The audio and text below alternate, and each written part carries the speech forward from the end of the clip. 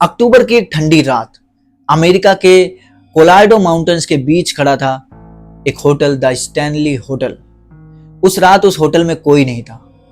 500 room का ये बड़ा सा होटल, अब इस रूम में सिर्फ कुछ लोग ही बचे थे, जिसमें से एक था राइटर नाम स्टीफन किंग। और आप सभी का स्वागत है हमारे चैनल में फियर कास्ट विद आयुष। आज मैं जो स्टोरी लेकर आया हूँ वो अमेरिका के कोलोराडो माउंटेन के बीच एक स्टैनली होटल की है। तो आप लोगों को मैं बताऊंगा कि उस होटल में उस दिन क्या हुआ, जो राइटर थे स्टीफन किंग उनके साथ क्या चीज़ें हुई। तो स्टीफन किंग अपने फैमिली के साथ आए थे उस होटल में, द स्टैनली होटल में। वेकेशन मनाने आए थे, वेकेशन स्टार्ट हो चुके थे और वो अपनी फैमिली के साथ उस होटल में आते हैं और उन्होंने कमरा बुक किया। होटल जो था वो बहुत ही पुराना था और उस होटल में कुछ लोग ही बचे थे, क्योंकि 500 रूम का ये बड़ा होटल, अब इस होटल में कोई नहीं रहता था। यहाँ पे बहुत सारी बातें ऐसी थी जो उन्होंने सुन रखी थी और कई लोगों ने भी जो है ये बातें सुनकर यहाँ से चेकआउट कर लिया था, यहाँ से छोड़ दिया था। इस होटल में कोई आता जाता नहीं था। लेकिन इस होटल में कुछ लोग थे जो नीचे के फ्लोर पर रह रहे थे। इन्होंने रूम बुक किया।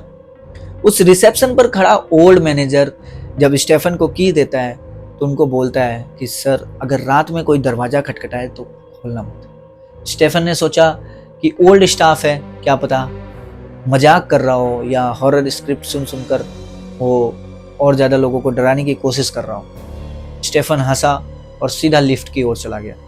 लेकिन जब वो 4th फ्लोर पर पहुंचा तो उसकी हंसी गायब हो चुकी थी। खाली कॉरिडोर, रेड कारपेट्स, लंबी येलो लाइट्स और उस फ्लोर पर सिर्फ स्टीफन का कमरा, रूम नंबर 417।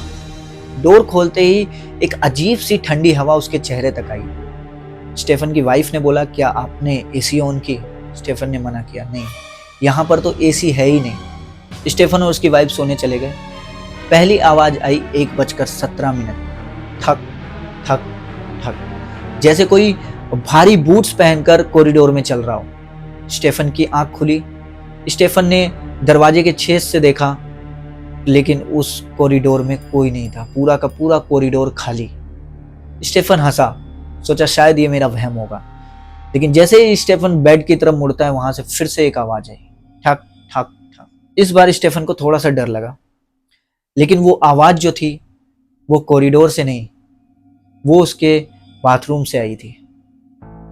बाथरूम का दरवाजा हल्का सा खुला था और जैसे ही स्टीफन बाथरूम की ओर गया, उसने देखा कि सिंक की टंकी अपने आप खुली पड़ी है। स्टीफन जैसे ही उस सिंक की टंकी बंद करता है और वॉशरूम में देखता है कोई नहीं होता है, तभी वो पीछे मुड़कर जैसे ही देखता है, उसको मिरर में दिखता है कि एक सफेद कलर के कपड़े में एक महिला और उसकी स्किन ऐसी जली हुई गंदी तरीके से। वो बहुत ज़्यादा डर जाता है और डर के सीधा अपनी वाइफ के पास जाता है, उठाता है उसको कि वॉशरूम में कोई है।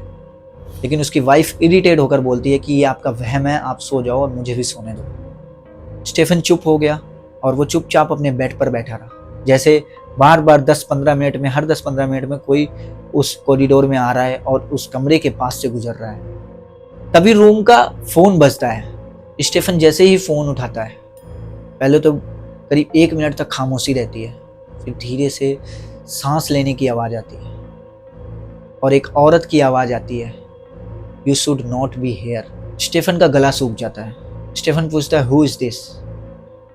तभी एक आवाज आती है, रूम नंबर 417, रिमेंबर एवरीवन।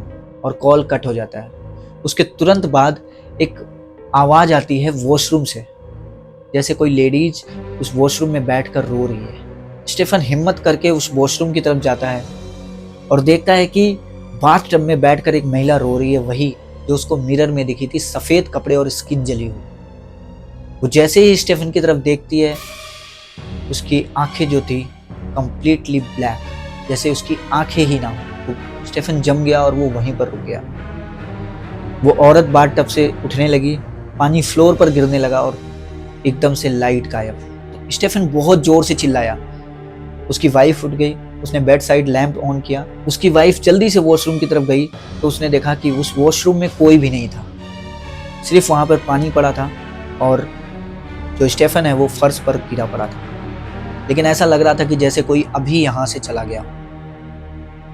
उसकी वाइफ स्टेफन को बेड पर लाती है, सुलाती है और सुबह उठते ही स्टेफन ने डिसाइड किया कि मैं ये रूम छोड़ दूंगा।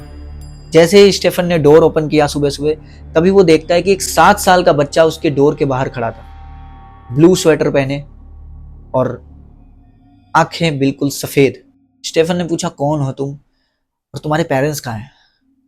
तभी उस बच्चे के मुंह से एक ही आवाज निकली, दे आर डेड। और वो बच्चा सीधा कॉरिडोर की तरफ भागा। जैसे ही स्टेफन उस बच्चे के पीछे पीछे भागा, वो बच्चा एकदम से गायब हो गया। उसके पीछे से एक ही आवाज आई, you saw him too. Stephen पीछे मुड़कर देखा तो कोई नहीं, पूरा का पूरा कॉरिडोर खाली। स्टेफन ने डिसाइड किया कि मैं अब ये रूम छोड़ूंगा और मुझे इस रूम में नहीं रहना है। वो सीधा सारा सामान लेकर अपनी वाइफ के साथ नीचे गया और उसने सारी बातें उस मैनेजर को बताई। उस मैनेजर का चेहरा सफेद हो गया था, वो बहुत ही बुरी तरीके से डर गया। फिर उस मैनेजर ने स्टेफन को पूरी बात बताई कि सर, वो ब्लू स्वेटर वाला बच्चा 1904 में 4th फ्लोर से गिरकर मर गया था। उसी की सदमे में उसकी माँ ने अपने आप को जला लिया था 4th फ्लोर पे। स्टेफन ये सारी बातें सुनता है और बहुत ही ज़्यादा घबरा जाता है। स्टेफन कुछ बोल नहीं पाया। स्टेफन के मुंह से एक शब्द नहीं निकला और वो सारी बातें वो सोचने लगा। और वो मैनेजर ने बोला कि सर, उस 4th फ्लोर से आज भी किसी औरत के रोने की आवाज़ें आती हैं और वो बच्चे के दौड़ने की, खेलने की आवाज़ें उस फ्लोर से आती हैं। स्टेफन ने डिसाइड किया कि अब मैं इस होटल में कभी वापस नहीं आऊँगा। लेकिन स्टेफन की वो रात, वहाँ पे बिताई हुई वो होटल की रात कभी वो भूल नहीं पाया। उसने एक बुक लिखी जिसका नाम था द शाइनिंग। लेकिन आज भी लोग कहते हैं कि ये एक इमेजिनेशन नहीं है, ये एक कहानी है जो उस होटल ने स्टेफन को दिखाई। और बहुत से लोगों को ये चीज़ें वहाँ पर महसूस हुई हैं, बहुत सी चीज़ें ये लोगों के साथ हुई हैं। और अगर आज भी कोई द स्टैनली होटल में रुकता है और 4th फ्लोर 417 नंबर रूम में अगर कोई रुकता है, तो रात के 2:17 पर ठीक कॉल आता है और सिर्फ एक ही आवाज़ आती है, वी नेवर लेफ्ट। तो ये थी कहानी द स्टैनली होटल की। गाइस, आपको वीडियो कैसी लगी हो कमेंट्स में ज़रूर बताना। बाकी यार, नए हो तो वीडियो को लाइक कर देना और चैनल को सब्सक्राइब कर देना और अपना प्यार और सपोर्ट प्लीज़ बनाए रखना, ताकि हम जल्द से जल्द आप लोगों के लिए अच्छी अच्छी स्टोरी लेकर आते रहें।